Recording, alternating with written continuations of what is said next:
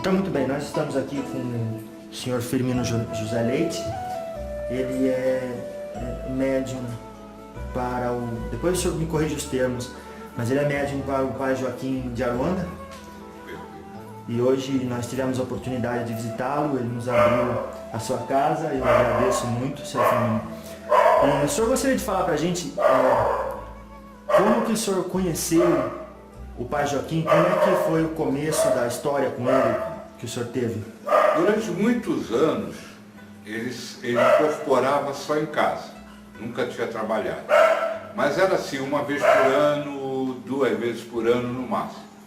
Ele vinha, nós tínhamos o cachimbo, nós tínhamos o rosário dele, ele incorporava, fumava o cachimbo, mexia no rosário, não falava nada e ia embora.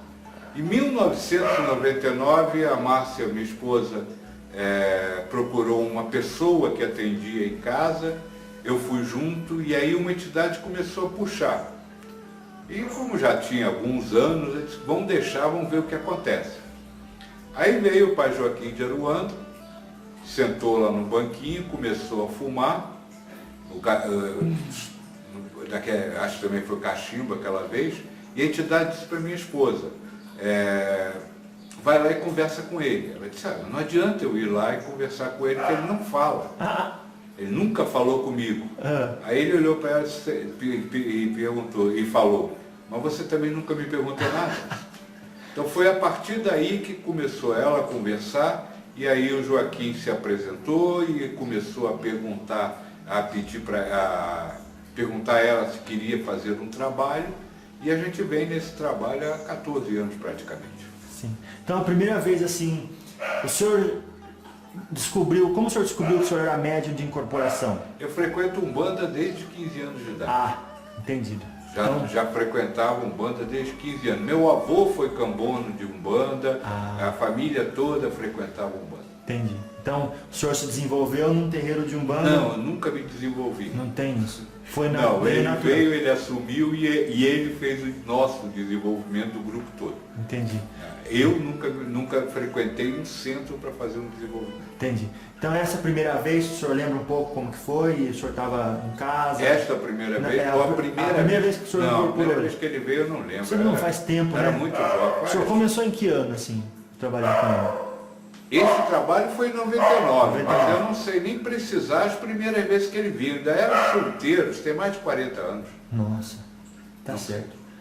Então, é isso que eu queria saber. Então agora a gente vai deixar o senhor receber o Pai Joaquim.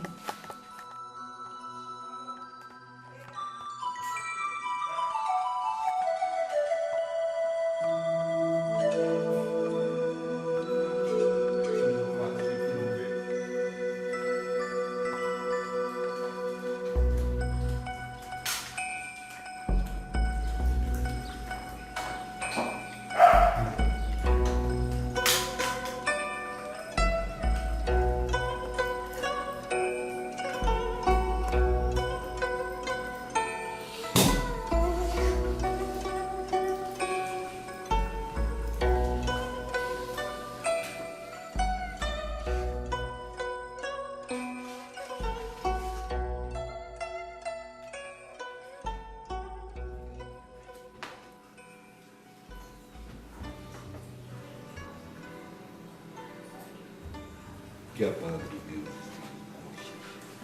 Tchau. Tchau, né, filha? Salve. Tudo em paz? Tudo. Graças a Deus. Você. Tudo em paz?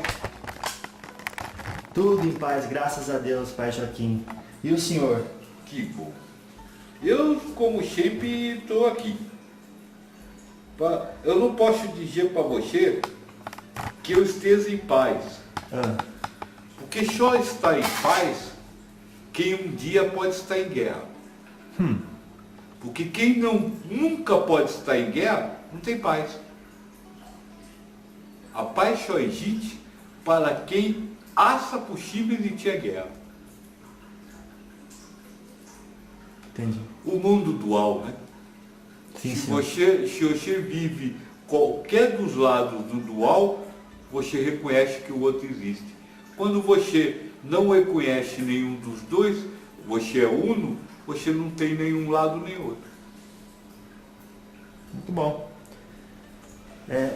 Quando o senhor chegou, o senhor fez um cumprimento. Salve, falou o nome de Deus e desejou paz. Tem algum significado ritualístico a nível espiritual que nós não conseguimos ver, que surte qualquer tipo de efeito no lugar, desejar isso? Sim. Primeira coisa, quando eu falo em nome de Deus, eu estou dizendo que tudo que vai acontecer daqui para frente será feito por Deus. Nem por mim, nem por você, nem por ela, nem por nenhum espírito. Sim, sim. É Deus quem vai realizar. E com isso eu estou então amando a Deus acima de todas as coisas. O fato de desejar paz para vocês nada mais é do que atender ao que foi pedido pela Nossa Superiora, que é Nossa Senhora. Nós somos do exército de Nossa Senhora. E Nossa Senhora, desde a primeira aparição, recomenda que você sempre busque a paz com os outros. Então, quando eu desejo a paz para os outros, eu estou seguindo o que foi pedido por Nossa Senhora. Pai Joaquim, o senhor falou sobre Nossa Senhora e disse que o senhor então evidenciou a existência de uma hierarquia. Não. Por ser superior? Não posso chamar de hierarquia. Eu não falei superior, eu falei existir Nossa Senhora. Mas existir um exército de Nossa Senhora, mas não disse que é superior ou inferior a nada. Eu não posso concordar com você em hierarquia, porque a sua hierarquia é uma, a minha é outra. Certo. A sua hierarquia é um em cima do outro. A minha hierarquia é um mais próximo de Deus que o outro. Sim. Mas todos na mesma linha. Tudo bem. Compreende? Imagina o seguinte, todos os espíritos formam uma linha. Sim. No meio dessa linha tem um pontinho acima. Este pontinho acima é Deus.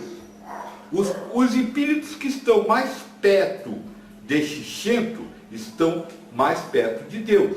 Os espíritos que estão na extremidade dessa linha estão mais longe de Deus. Mas todos são iguais. Não há um melhor nem pior, um superior ou um inferior. Então, podemos então dizer que existe uma hierarquia horizontal baseada no crescimento intelectual e moral do espírito. Não. Baseado no crescimento do espírito. Você não pode falar de intelectualidade do espírito, porque você vai confundir com a intelectualidade humana. E não tem nada a ver uma coisa com a outra. Certo. A intelectualidade humana é formada por verdades. Verdades relativas. Verdades que duram algum tempo e pertencem só a um ser humano. Certo. Enquanto que a intelectualidade do espírito é formada por verdades absolutas, realidades que nunca mudaram e que são comuns a todos os espíritos. Você não pode falar de moral, porque a moralidade humana não tem nada a ver com a moralidade espiritual. Na Escolha das Provas, no item Escolha das Provas, tem uma pergunta que é feita assim. Então quer dizer que se o espírito pode escolher as suas provas, não seria lógico que todos escolhessem a riqueza, o ter as coisas? E aí o Espírito da Verdade diz, para vocês humanos sim, mas para o Espírito não. Sim. Porque fora da materialidade, o Espírito pensa diferente do ser humano. Então, tudo que é valor material, não tem a menor importância para o espírito. Sim. Vou lhe dar um exemplo e você é o primeiro contato que você está tendo com eu. Sim. Eu não gosto de exemplo superficial. Lógico. Porque verdade vale para tudo. Então nós temos que aplicar a tudo. Ah, tá. Por exemplo, para você amolar um estupro. O ato de um homem estuprar uma mulher, Sim. ou vice-versa, é uma amoralidade para vocês, Sim. humanos. Sim. Para o espírito não tem nada a ver. Para o espírito não tem nada a ver, porque espírito não tem sexo. Espírito não faz sexo. Espírito não tem corpo.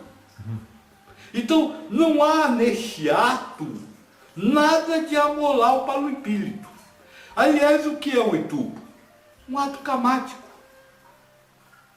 Vocês mesmo, os espíritas, falam na questão do pagar pelas suas povas. Vocês falam em se um dia você tirou um braço, você vai ter que perder uma mão. O estupro é um ato como perder uma mão. Vamos dizer assim, uma teatralização que vai servir de provação ao espírito.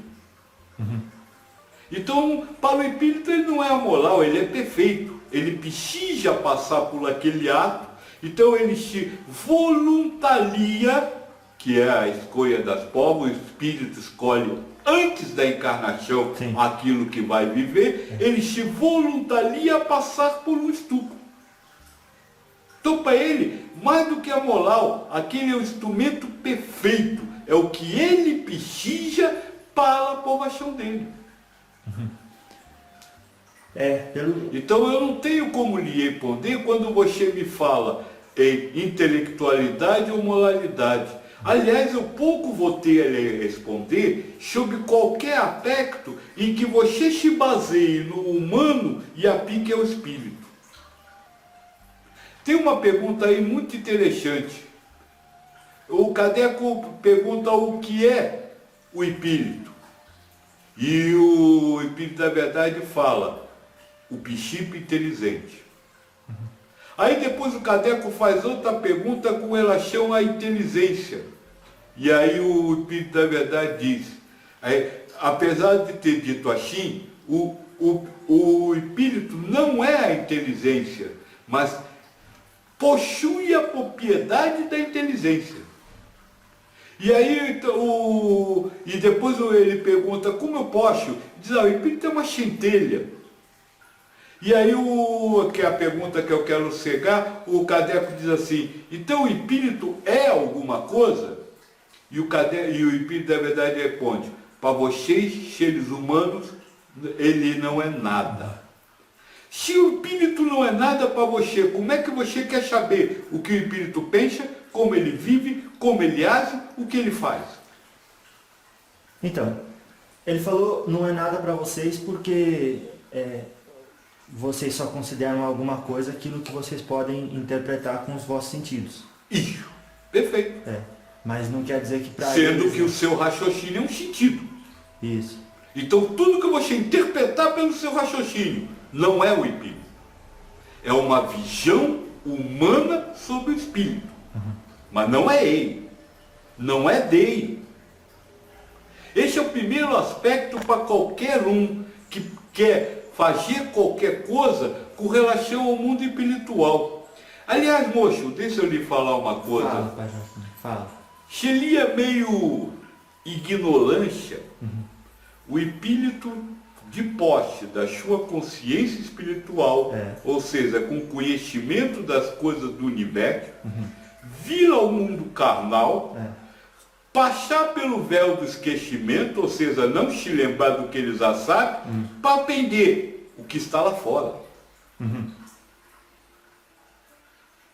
Seria algo meio ignorante, é como se Deus não soubesse fazer. Por quê? Porque tudo que ele aprender aqui, será que ele já não sabe?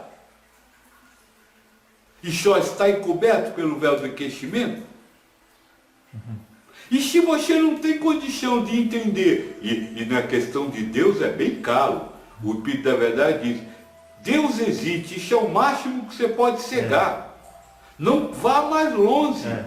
Fala mesmo. Então, tem sobre Deus que não vá, tem o espírito que não é nada, e a heresia, que ele diz, não é heresia, é fluido cômico universal. E, aliás, compõe a heresia que você chama que é o fluido cômico.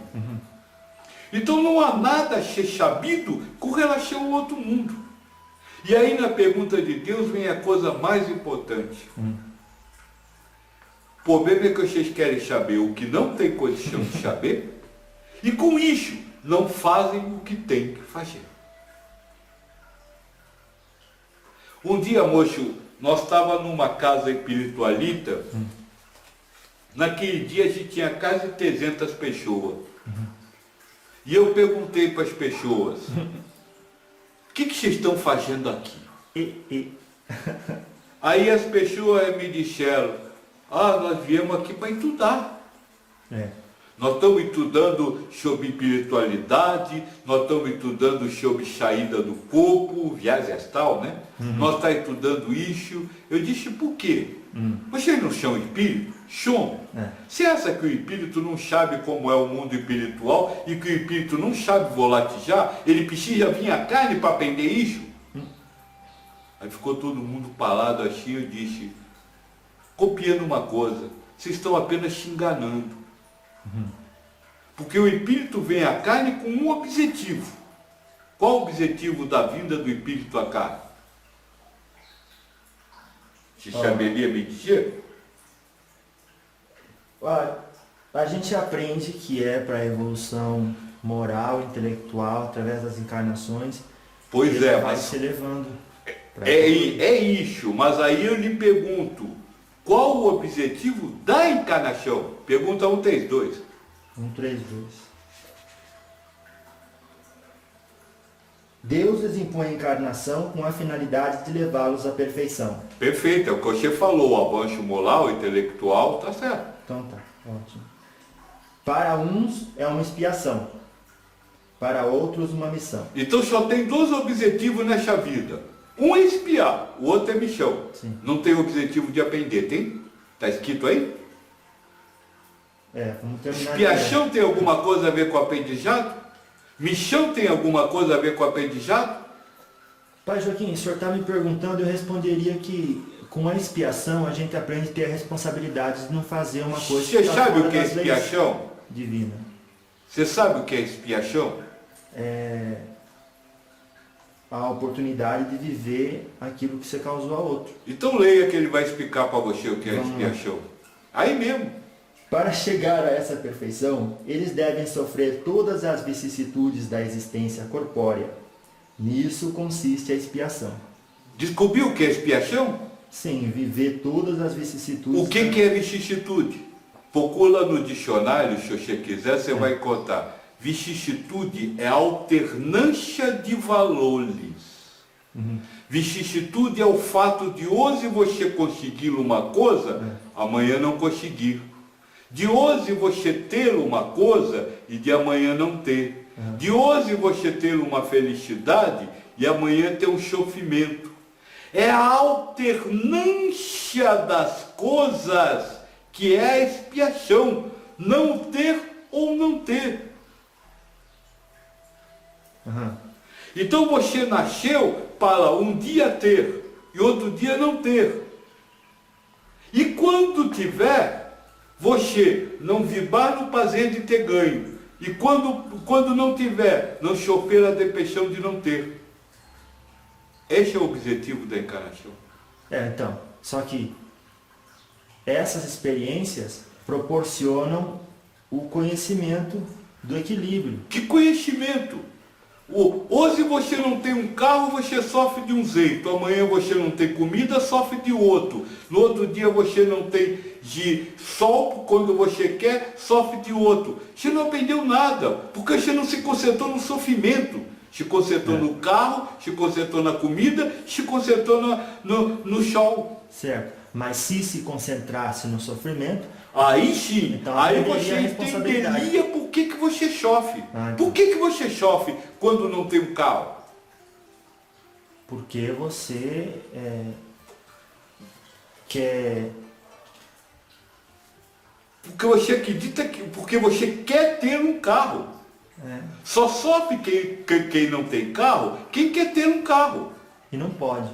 Não pode. Pode, tanto pode que todos têm. Agora, o que é preciso é, ao sofrer por não ter um carro, reconhecer que a causa do seu sofrimento é o seu desejo de ter um carro. E aí se libertar do desejo e viver sem o carro com equanimidade. Equanimidade é igualdade de ânimos. Isso é um ensinamento de Krishna. Krishna diz que o verdadeiro sábio vive equânime as coisas do mundo. Então o trabalho da elevação espiritual pode ser até aprender, mas não aprender sobre coisas espirituais, mas aprender a você conviver com os desejos que você tem. Como? Aprendendo que você tem um desejo, mas que por conta do objetivo da encarnação, nem todos os seus desejos serão alcançados. E aí você passa a querer sem desejar. Eu queria ter um carro, queria, mas não tenho. O que eu vou fazer? Eu vou viver em paz e harmonia com a urgência do carro. O que acontece? A vida faz isso e você vive assim. A vida é ter e a vida é não ter, e você está sempre igual. Esse é o objetivo da encarnação. Não estudar sobre o mundo espiritual, não fazer coisas, descobertas científicas, até porque o homem não pode descobrir, porque está escrito aí, Deus revela. Então o homem não descobriu, foi revelado. Impõe limites ao seu conhecimento. E para que foi revelado? Para que ele tenha... Para que sirva como expiação. Momento em que foi revelado, momento que não foi. E aí você não pode sofrer com a curiosidade. Bom, vamos terminar de ler aqui. Deus lhes impõe a encarnação com a finalidade de levá-los à perfeição. Para uns é uma expiação, para outros uma missão. Perfeito. Então, se vai levar à perfeição, é porque não era perfeito antes. Perfeito. Mas completa. Agora nós vamos para a segunda parte. O primeiro objetivo da encarnação é a expiação. Foi o que nós falou. Isso. Qual é a segunda parte? Vamos lá. Para chegar à perfeição, eles devem sofrer todas as vicissitudes da existência corpórea. Essas vicissitudes, o senhor falou, essa alternância. Isso. E eu vejo que nessa alternância a gente se eleva moralmente, porque aprende a não deixar o emocional se levar por coisas exteriores. Perfeito. E se eleva intelectualmente nesse sentido de que tem esse entendimento de que é você que controla a oscilação das suas emoções. Perfeito. Vamos lá. Eu sou um bom aluno, né, Pai Joaquim? Eu não sou professor. Não. Vamos lá. Para chegar a essa perfeição, eles devem sofrer todas as vicissitudes da existência corpórea. Nisto consiste a expiação. Agora Perfeito. Vamos para a segunda parte. A encarnação ainda tem outra finalidade. Tem. A missão. Vamos lá. Que é a de pôr o espírito em condições de encarregar-se de sua parte na obra da criação. Perfeito. Você, como espírito, está executando, vivendo expiações para fazer a sua aprovação. Mas tem outro objetivo. Você, como espírito encarnado, tem uma obra a ser realizada. Continue. Daí ele diz assim: a encarnação ainda tem outra finalidade, que é a de pôr o espírito em condições de encarregar-se de sua parte na obra da criação. É para realizá-la que ele toma em cada mundo um instrumento que esteja em harmonia com a matéria essencial desse mundo. Isso, ou seja, esse corpo físico. Isso. E aí? Para, a partir desse ponto de vista, executar as ordens de Deus. Não, acho que você pulou um pedacinho. Vamos ler. E para realizá-la, que ele toma em cada mundo um instrumento que esteja em harmonia com a matéria essencial desse mundo, para, a partir desse ponto de vista, executar as ordens de Deus e dessa maneira, em sintonia com a obra geral, ele próprio progride. Você toma um corpo. O que este corpo faz? Ele permite você Não, interagir o na que matéria. você faz no corpo? Age na matéria. É isso, Quando você age sobre quem? sobre a matéria. Não, sobre as outras pessoas. Quando você faz qualquer coisa, você faz para alguém ou para alguma coisa. Sim. Você não faz só para você. Ah, Você age para a matéria. Tá certo? eu vou dizer que eu concordo, porque dizer que está certo, eu não sei se eu tenho condição. Não, você concorda? Concordo. Você quando age, está falando com a FIA, por exemplo. Isso. Tá certo? Ah, Só que você não está falando com a FIA.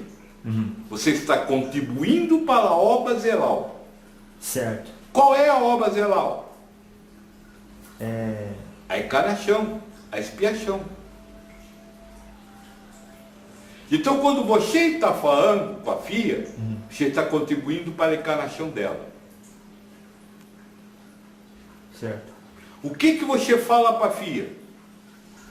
Daí, a partir deste ponto de vista, sob as ordens de Deus, você fala para a filha o que Deus acha que ela precisa ouvir. Para quê? Para que as vicissitudes dela. Ou então para expor ela às suas fraquezas e Não importa, para que a vicissitude dela. para Então criar a vamos dizer- oportunidade de ela se expor às vicissitudes. Isso, Tá. então vamos dizer o seguinte, Ah. na verdade você está interpretando um personagem É. que dá a desça para que ela viva. Isso. Certo? Mas vivendo a minha também. Vivendo a sua. Isso. Ou seja, quando você fala para ela, Ah. você está vivendo a sua, ela está vivendo a dela. Mas na dela está o que você falou. Quando ela fala para você, ela está vivendo a dela e você está vivendo a Isso. sua. E com isso, cada um vai tendo sua vicissitude, vamos dizer assim, guiada, para que possa viver com ele mesmo, mudando a sua forma de viver. Ao invés de viver peso ao desejo, vai viver de uma forma equânime. Então esses são os dois objetivos. Você nasceu para quê? Para viver a sua vicissitude. E nasceu para que você servisse de instrumento a Deus, para que a vicissitude dos outros.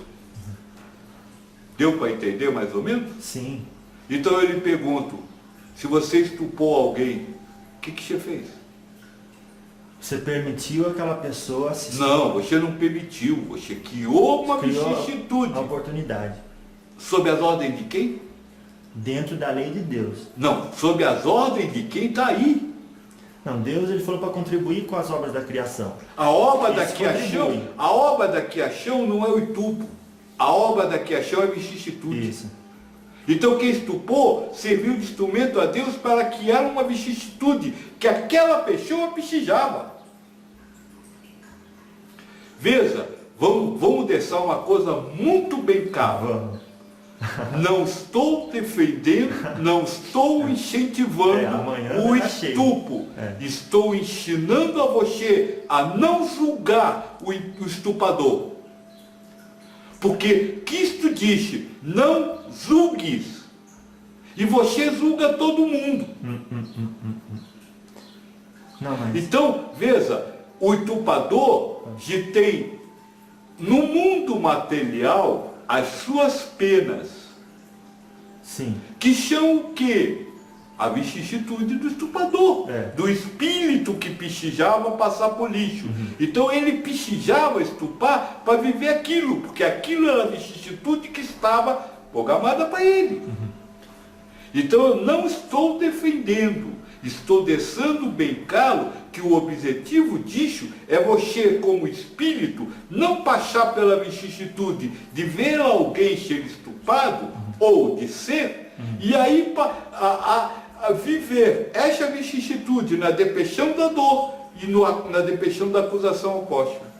deixa eu ver se eu coloco de uma outra forma, e aí o senhor vai dizer como é que tá. Antes de encarnar, o espírito escolhe as provas que lhe possam permitir um avanço, o máximo de avanço possível. Então, Tá para a certo. gente encarnado tem uma ideia de que é bom, e para a gente espírito tem outra ideia do que é bom para a evolução pessoal. Tá certo. Daí ele chega aqui e ele pode escolher o tipo de prova. Aqui não.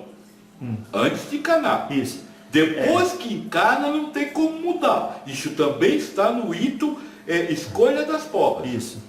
Ele Então a vida vem pré-formatada. tá. É as linhas gerais, né? Não pode falar que uma telha caiu na cabeça, isso estava previsto. Mas são mais as linhas gerais. Estaria.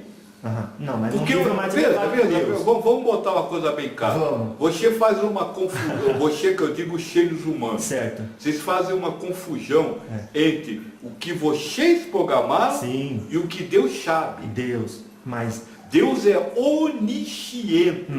Então veja, se cai uma teia na sua cabeça, você pode não saber que aquilo estava programado. Mas Deus já sabia que aquela era a programação. Ou então você vai dizer que alguém pegou Deus de calça curta. Sabe, uma teia, que é um objeto inanimado, Sim. que é uma coisa sem a menor ação, sim. resolveu cair na sua cabeça na hora que você ia fazer uma Isso. coisa que estava pré-programada para outra. É. E Deus está assistindo tudo isso? Onde fica a onisciência, a onipotência e a onipresença? Então veja, existe um mundo que você imagina, que você toma contato. Existe um mundo de Deus. O mundo que Ele sabe, mas que você ainda não tem consciência. Então sim, para você não estaria programado uma Não, isso telha, que eu quero dizer. mas ele na onisciência Sim. já sabia que a telha ia cair. Então tá. Tudo Eu bem. diria uma coisa, moço, só Vamos ver. para fechar Fecha. este ponto. Vamos ver. Daqui a umas 10 encarnações suas, Deus já sabe tudo que vai acontecer. Já sabe. Porque senão ele não seria Não, onisciente. tá, mas nós não estamos. Agora Deus já é um negócio muito. Sim, não inteligência dá para você suprema, imaginar. Não dá. Mas aí não dá para você pensar que há um culpado da teia cair em você. Certo. Mas eu É quero só dizer isso que eu quero deixar dizer bem claro. que quando você prepara a sua encarnação com o conselho kármico, com os espíritos responsáveis por isso, as linhas gerais são determinadas, mas os detalhes ficam a seu critério e as suas escolhas. Eu normalmente digo que a programação da vida, ou o livro da vida, é como se fosse uma árvore. Existe um tronco central, Certo. do qual você não pode fugir. Não pode. E existem galhos que já estão no mundo de Deus pré-programado, que você não sabe, que dão voltas e perfeito. voltam ao outro pó. Então, existe como se fosse uma perfeição causal que engendra todos os acontecimentos baseado nas leis de Deus. Perfeito. Baseada nas leis de Deus. Então, quando a pessoa programa-se encarnar, ela programa, como diz o livro dos Espíritos ou dos Médiuns, já viver numa família onde essa pessoa vai se expor às suas fraquezas para ver se ela aprendeu mesmo a lição e suportar aquilo. Perfeito. A fase dos espíritas de que a família é o grande núcleo karmático, Isso. o grande núcleo de trabalho, é absoluta. Por quê? Porque o relacionamento é maior. E o ambiente social onde ela cresce também. Zela o ambiente social. E aí, então, agora chegando na ideia do estupro, não é que precisava estuprar, precisava se expor à oportunidade, à ocasião do estupro existir, para ver se a pessoa ia resistir. Porque tem várias formas de aprender Moço, alguma por coisa. favor, Vamos ver. pergunta 1. Pergunta o que não é? Peraí. Pergunta 1 livro dos Espíritos, não é não, pai? Isso. Estou chegando lá. Olha, esse aí ensina você tudo sobre a vida. Na pergunta 1. O que é Deus? Deus é a inteligência suprema, causa primária de todas as coisas. Pois bem, você acabou de me dizer o seguinte, Vamos ver. que o espírito, ao aposentar sua vida, aposentou a oportunidade de ser estuprado. Isso. E aí você disse, agora se o ato vai acontecer Ou não. ou não, depende de quem? Do estuprador? Depende dos dois. Depende dos dois. É. Depois de encarnado. Depende dos dois depois de encarnado. Que então foi a causa primária do estupro? A... Se depende de você, Sim, entendi. a causa primária foi o estuprador. Ele quis estuprar. Não, a causa primária são as leis de Deus e... Não, a causa primária não é a lei de Deus, que é Deus. Não, Deus é a Deus causa primária. é a Sim, causa sim. primária. Não, eu falo a causa do acontecimento ter existido a necessidade daquela exposição, aquele acontecimento do estupro. Moço, causa primária. Sim. Primeira. Antes de qualquer outro causar qualquer coisa. É o que causa o que você chama de causador. Certo. Então quem foi que estuprou? Quem foi que estuprou foi a consciência que se expôs àquela situação, Foi Deus, a moço. partir daquela escolha. Foi Deus, ele é a causa primária. Deus criou as leis. Não, ele é causa primária. Moço, deixa eu lhe falar uma coisa. Fale, pai. Deus é justo? Deus é justo, onipotente. Deus é justo? Você concorda com isso? Sim. O que é ser justo? Uma justiça humana, eu só posso dar um relatório para o senhor de uma Não, justiça humana. o que é ser Nosso justo? entendimento. Ser justo é proporcionar a oportunidade ao espírito. Esquece espírito, me responde só o que é justo. O que é ser justo? Quando é que você é justo? Não, mas viu, o senhor vai me perguntar como que é justo na lei dos homens, você vai falar para Deus não é assim. Então eu tenho que falar de uma perspectiva que eu acho que Deus acha justo. Então tá certo. Então, qual é a perspectiva que Deus acha justo? Que eu consigo alcançar também. Lógico que não vai ser isso. Mas eu imagino que a justiça para Deus é permitir que todos os espíritos tenham a oportunidade do crescimento e a plataforma para que isso aconteça. Então, moço, deixa eu lhe dizer uma coisa. Vamos ver. Dentro da concepção humana, justo é aquele que aplica perfeitamente a justiça. Isso. Então precisa haver uma justiça, As leis, né? Aplica as leis. aplica as leis perfeitamente, tá certo? É. Se Deus é tudo, e tudo é Deus, o que é a lei que ele aplica? A lei é Deus. A Deus lei é é a sua Deus, lei. então ele não é justo, porque ele não aplica nada. Ele é a justiça. Compreenda isso, porque essa é a diferença. Justo é aplicar bem uma lei. Ser a justiça é ser a lei. Certo. Então Deus não é justo, ele é a justiça. E quando ele causa alguma coisa pela ação da causa primária, ele está aplicando a justiça, mesmo que você não ache justo. Certo. Então veja, voltando ao caso do estupro, quando ele primariamente gelou através de um elemento que tomou um corpo para aqui, sob as ordens dele, fazer acontecer a vicissitude do outro, ele aplicou a justiça. Quem recebeu pode não estar vendo justiça nisso. Por quê? Porque você... Quantos anos você acha que você tem, moço? 32. Olha, neste planeta não tem ninguém encarnado com menos de 7 mil. Você é o espírito.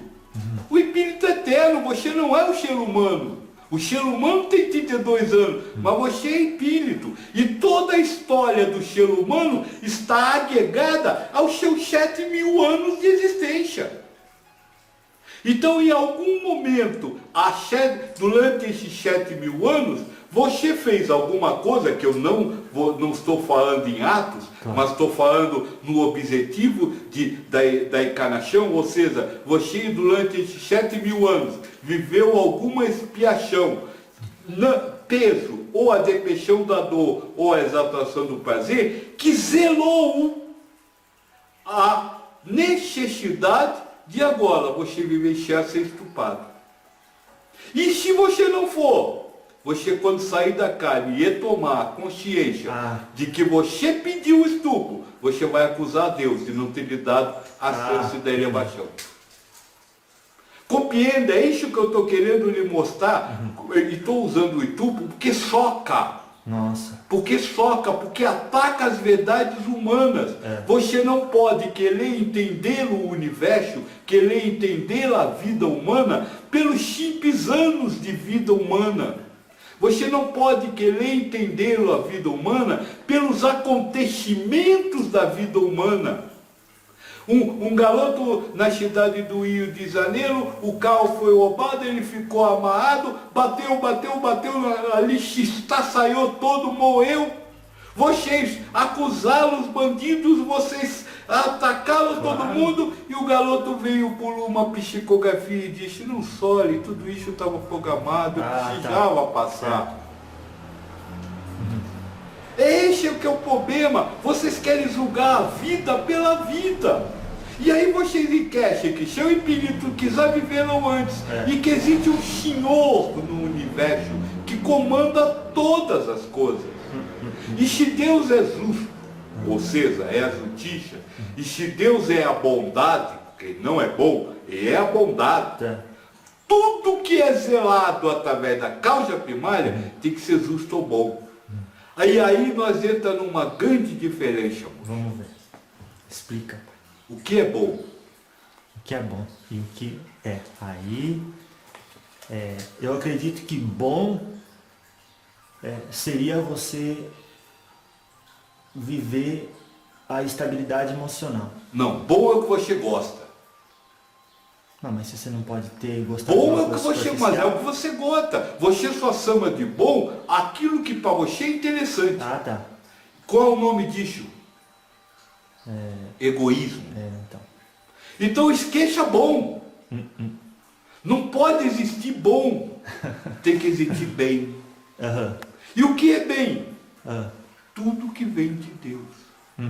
Então quando você diz que você ganhar um carro e você é bom e você ser estupado é mal, você está julgando o bem de Deus. Só que como nós vivemos em sociedade e a ordem é necessária para o progresso. De quem? Da sociedade como mas a sociedade, uma organização. Veja, que sociedade?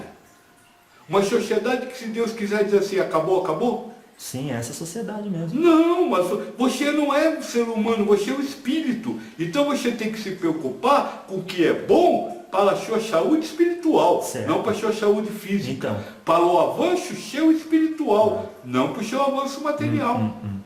Certo. Mas eu digo, quando você se preocupar com isso, o mundo vai virar de ponta cabeça. Vai. Porque vamos nos preocupar na prevenção do que não, você vai preocupar-se com duas coisas que você não se preocupa hoje. E que, segundo Cristo, é o único caminho para Deus. Amar a Deus sobre todas as coisas e ao próximo como a si mesmo.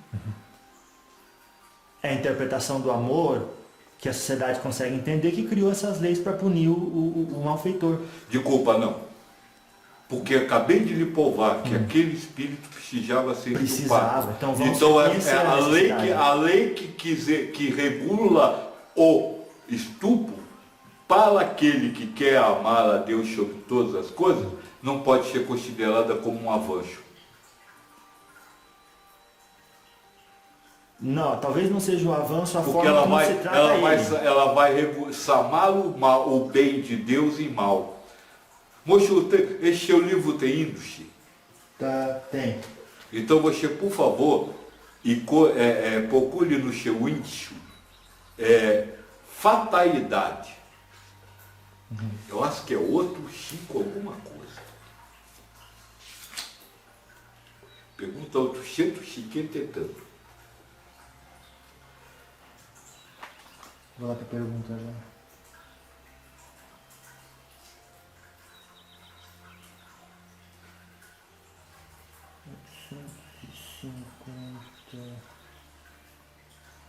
Livre-arbítrio. Isso, é depois disso. Fatalidade. Isso, leia a pergunta. Há uma fatalidade nos acontecimentos da vida, segundo o sentido atribuído a essa palavra? Melhor dizendo, todos os acontecimentos são anteriormente determinados? E nesse caso, em que se torna o livre-arbítrio?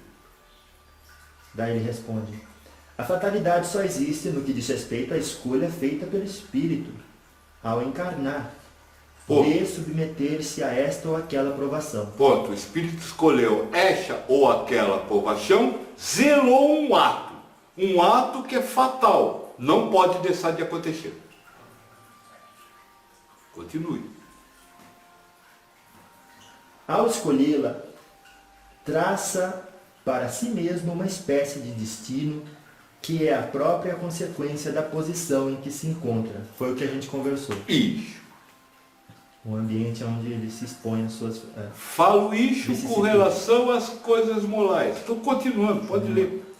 Refiro-me às provações físicas. Provação física. Pois, quanto às provações morais e às tentações, o espírito, conservando o seu livre-arbítrio sobre o bem e o mal, é sempre senhor para ceder ou resistir. Então, na hora do estupro, você é senhor a resistir se aquilo foi bem, veio de Deus, ou se foi mal, feriu os seus anseios humanos.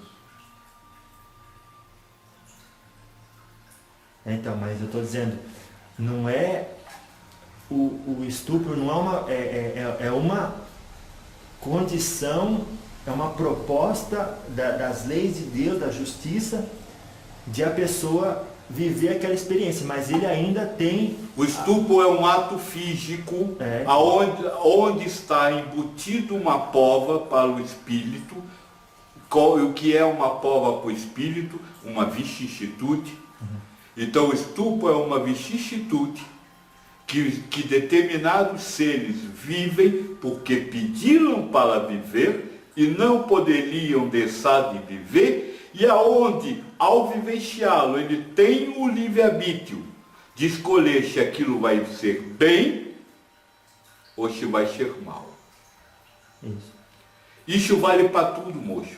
Se alguém meter a mão no seu bolso e tirar o seu dinheiro, você tem uma oportunidade de escolher entre bem, Deus, ou mal. Se alguém bater no seu carro, você tem a oportunidade de escolher entre bem e mal. Se alguém não limpar uma coisa como você quer que limpe, você tem a oportunidade de escolher entre Deus e o sentir-se mal por não ter limpado. Isso é vida. Os acontecimentos da vida humana nada mais são do que encenações, um teatro, uma peça, aonde você, vivendo um personagem daquela peça, vendo um personagem daquela peça que você acredita ser você, vai decidir se você, ao assistir a peça, estará ligado no bem ou nas emoções que estão na peça, que é o mal. E, já que nós falou de mal, eu vou lhe fazer uma pergunta que você não vai contar a hipótese aí, e você não vai contar a hipótese em nenhum espírita. Ixi. De onde surgiu o mal? E eu estou lhe fazendo essa pergunta para poder chegar para você e lhe mostrar o que é o seu mal. Vamos ver. Surgiu do egoísmo. O egoísmo utiliza-se do mal, mas não surgiu do mal. Não surgiu dele o mal. Surgiu do acesso ao conhecimento. Perfeito. Já posso me candidatar a preto velho, hein? Perfeito. Livro Gênesis da Bíblia. Os espíritos foram criados num ambiente onde tinham acesso a tudo. Que na Bíblia é chamado de Jardim do Éden. Sim. E Deus disse, você pode comer o fruto de todas as árvores, menos o fruto da árvore do conhecimento. Qual é o fruto da árvore do conhecimento? Olha, eu não vou responder a maçã. Não sei. é. Mas qual é o fruto da árvore do conhecimento? É Se a árvore- sabedoria do bem e do mal. O que lhe leva... Não, que queixa por enquanto isso. Vamos O esquecer. que lhe leva um conhecimento? Por exemplo, quando você Experiência. lê alguma coisa neste livro, você está adquirindo um conhecimento. É. Você está comendo um conhecimento. Sim. Este conhecimento tem um fruto. Qual é?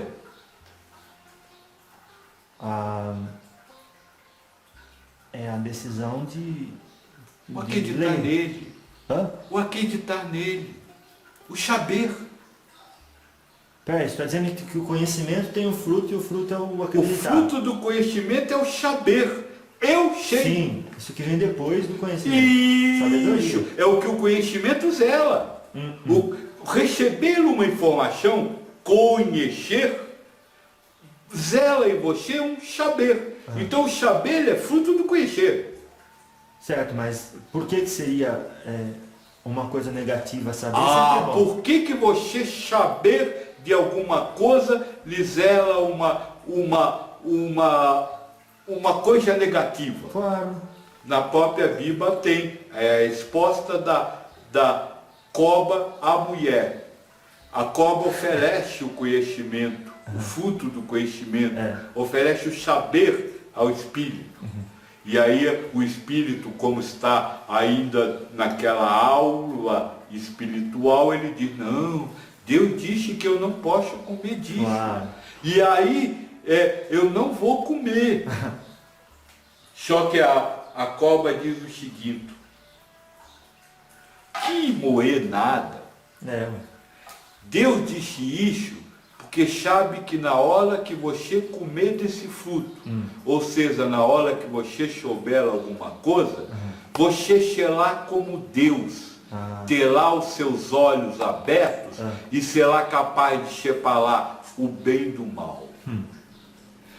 Todo saber tem como subproduto você sentir-se capaz de separar o bem do mal. Por que você acha o estupro errado? Porque você sabe que não se deve estuprar. E por que fazer lixo é errado? Porque você assume o papel de Deus. Só Deus pode julgar. Quando você atribui o valor de errado ao estupro, você está fazendo um julgamento. Quando você atribui o valor de errado ao que alguém fala, você está fazendo um julgamento. Quando você diz que alguém não sabe o que está dizendo, você está fazendo um julgamento. Ou seja, você está ferindo um dos princípios ditados por Cristo para o amor a Deus sobre todas as coisas e ao próximo como a si mesmo. E voltando nesse assunto, Pai Joaquim, do mal feito, eu vou chamar estupro de mal feito. Tá certo. Então esse mal feito que acontece, a sociedade precisa de uma reação, porque como o próprio imperativo categórico de Kant só faça uma coisa que se concordar que se todo mundo fizer vai ser ótimo. Não, esquece isso. Sabe por que a sociedade precisa de uma reação? Para poder se suportar um ao outro. Não. Porque essa vicissitude está traçada por Deus como prova para a sociedade. Dado o nível de evolução. Dado o nível de evolução Certo. seres até que. Sim, eu não estou indo contra. Sim, eu entendo. Volto a dizer, Claro. você pode falar, você pode brigar, você pode acusar, o que você não pode? Julgar. Sentir raiva por Sim, dentro. sim. Por dentro você tem que estar no amor a Deus, Claro. acima do que está acontecendo. E no amor ao próximo, que o próximo não é só quem foi estuprado, mas também o estuprador. Lógico, aí sim, aí sim. Então veja, foi o que eu disse, Claro. fiz o adendo, eu não estou aqui defendendo o estupro, eu não estou aqui dizendo que o estuprador não precisa passar pelas penas da lei, não estou falando nada disso. Até porque tudo isso vai ser causado primariamente por Deus. E quando Deus causa, nada descausa. Tem uma razão de ser. Tudo vai acontecer. Agora, neste momento, você por dentro tem que estar em paz com você mesmo e em harmonia com o mundo. Comece a compreender o que eu estou querendo dizer? Claro, e eu trouxe a conversa para esse ponto porque a ideia é o seguinte: a sociedade vai julgar, mas o coração humano tem que entender que aquilo teve um motivo de ser e apenas serviu. O coração humano não. Me desculpa. O coração humano não. Porque há muitos caminhos para Deus. Então tem muitos seres humanos que não têm essa informação. Agora tem que ter o do espírita, porque tudo isso que nós falamos surgiu dali. Não estou atacando os espíritas. Não é. Eu só estou querendo falar isso porque eu quero levar André Luiz, certo, a quem muito foi dado. Será cobrado. Então, tudo que está ali e que o espírita diz que leu, ele precisa se lembrar que agora ele não pode dizer, eu não entendi direito. E que ele também não pode dizer, eu desconhecia. Porque isso será cobrado. Compreendeu? Sim. Se nós estivéssemos falando de evangélico, nada do que eu falei serve.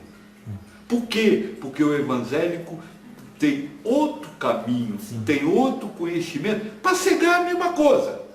Mas não serve o que nós falou. Se eu fosse falar tudo isso que eu falei agora para você, para um budista, eu estaria usando as 9 verdades do sofrimento, estaria usando o 9 caminho, outro, eu estaria falando de desapego de paixões, posses e desejos. Veja, para cada grupo de religiosos existe um caminho. Este caminho é taxado por uma série de ensinamentos. E não importa se você caminha num ou no outro, você vai chegar no mesmo lugar. Agora, aquele que está naquele grupo não pode mais alegar desconhecimento. Ignorância. Então, e na pergunta sobre caridade e amor ao próximo, na 886 do Livro dos Espíritos, ele fala... Benevolência, indulgência e perdão. Qual é o verdadeiro sentido da palavra caridade, tal como entendia Jesus? Benevolência, indulgência e perdão. Indulgência para com as imperfeições alheias e o perdão das ofensas. Eu costumava dizer durante o tempo, agora nós paramos de falar, você quer fazer caridade? Toca o seu bipo. Sabe aquele aparelhinho que vocês tinham que... É sério o bip, Isso, fala direito porque eu não consigo. Não, mas deu para entender. É isso, benevolência, indulgência e perdão. Agora caiu a ficha. Toca o seu bip. Em vez de você se preocupar em fazer uma cesta básica, toca o seu bipo. Diariamente, até nas pequenas coisas. Diariamente, a cada segundo. No caminho que você fez da sua casa até aqui, você julgou um monte de gente. Não foi caridoso, não teve benevolência, não teve indulgência, não teve perdão. Aí vigiar e orar, né? E o Cristo ensina assim, os passarinhos têm seu ninho, a raposa tem suas tocas, mas o homem não tem aonde descansar sua cabeça. Para aquele que acredita em espírito, para aquele que acredita em encarnação, e por isso sabe que a vida é uma prova do espírito e não uma existência humana, não há momento de descanso. É 24 horas por dia com o bipo ligado para ver se você está sendo benevolente com todos, indulgente com todos, perdoando a todos. A gente estudou um pouco, pai, a origem dessas palavras e parece que benevolência vem da ideia de querer bem. Sim, vem da ideia de querer bem. Então, queremos bem a todos, sem distinção. Perfeito. Agora, que bem você quer para o outro? O seu humano? Se o seu humano, se seu bem humano não ajudar o outro a ter a vicissitude que ele precisa para evoluir, você está fazendo bem para o espírito? Não. Então o problema não é a palavra, o problema não é o acontecimento. O problema é aonde está a sua verdade.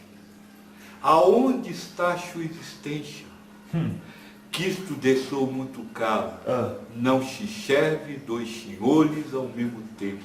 Certo. Não Faz dá, sentido. e não vem com Maom, não, porque eu nunca ouvi falar disso. Não dá para servir a Deus, ao Espírito e ao humano ao mesmo tempo. Então, se o seu bem está no humano, você não está com Deus. Certo, certo. Então, o problema não é querer o bem, queira o bem do próximo, mas o bem espiritual do próximo. E o que é o melhor espiritualmente falando para qualquer espírito encarnado? Que eles realizem as programações que fizeram antes de encarnar. É impossível deixar de realizar a programação. Se Deus é a causa primária, você programou e ao programar criou uma fatalidade, é impossível deixar de cumprir a programação. A programação vai acontecer. As suas escolhas que vão dar o resultado. Então o bem é auxiliá-lo a vencer as situações de vicissitude que ele está passando. Do ceder e resistir. Então não é dar a comida, é ensiná-lo a ter fome com Deus no coração. Não é você levar cobertor, é ensinar a ter fio com Deus no coração. Pode levar, quando se fala em caridade, ele diz, então você é contra da esmola? Não sou contra. Você pode levar o que você quiser. Agora, hoje, a grande preocupação é salvar as carências materiais. E ninguém fala de Deus. Moço, antes de começar esse trabalho, nós passamos algum tempo frequentando muitas casas. Não uma, duas. Nós quem? O grupo espiritual que trabalha neste trabalho que nós chamamos de espiritualismo ecumênico universal, do qual eu sou só o porta-voz. Não fui eu que escrevi nada disso. Tá. E sabe o que a gente viu? O que vocês viram? Conta pra mim, pai.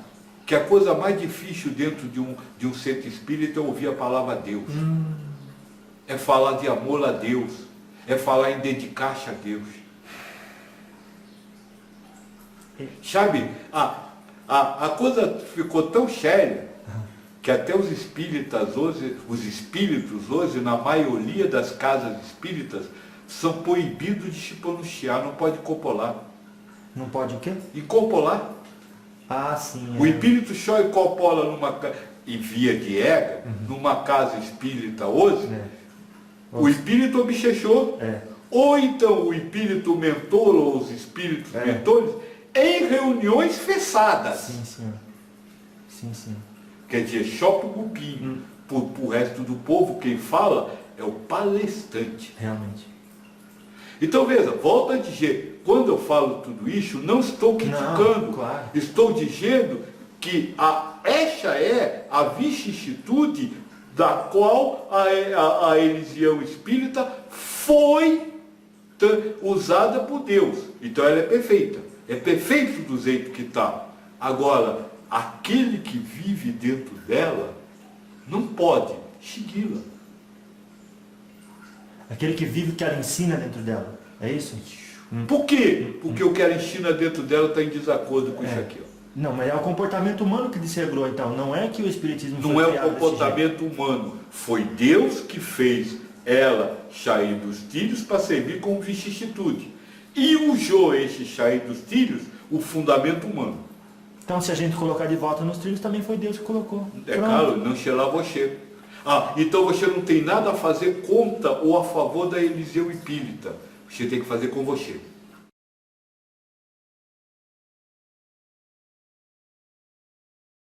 E vai refletir lá dentro. Não importa se vai refletir. Mas vai. Veja, há uma coisa que preciso entender. Fala, pai. Você vive em sociedade. Lá. Vive em comunidade. Agora estamos de acordo. Mas a elevação espiritual é algo extremamente individual. A porta é estreita, pai? Não é por isso. É extremamente individual. É de você com você. Ninguém pode fazer por você. nada pode fazer por você. É você que tem que agir em você, para você passar a aprender a optar pelo bem a cada vicissitude da vida.